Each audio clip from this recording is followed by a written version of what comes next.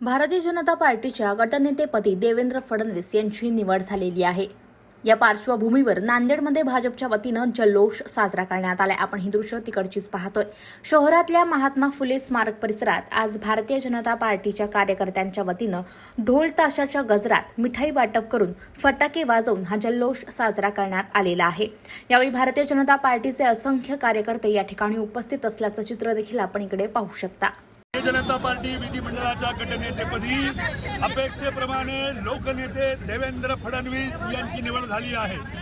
मी पुन्हा येईन विधिमंडळाच्या सभागृहात 2019 साली केलेल्या भाषणाची खिल्ली उडवणारे उद्धव ठाकरे, शरदचंद्र पवार, संजय राऊत आणि या तमाम नेत्याला महाराष्ट्रातल्या 13 कोटी जनतेने चपराक लागवली आहे। तो पुन्हा आलाय, नुसतं एकटा आला नाही, तो 288 पैकी 237 जागा घेऊन तो पुणे आलाय। आणि तो कोण आलाय?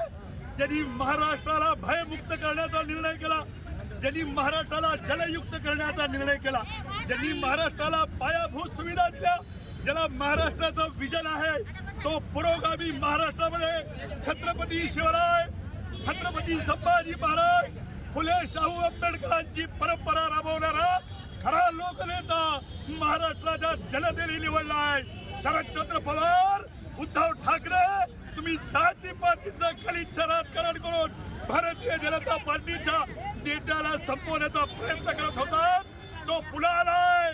आलेला आहे। पहिल्यांदा मी महाराष्ट्राच्या 14 कोटी जनतेचं भारतीय जनता पार्टी नांदेडच्या वतीनं आभारी व्यक्त करतो आणि अभिनंदन करतो।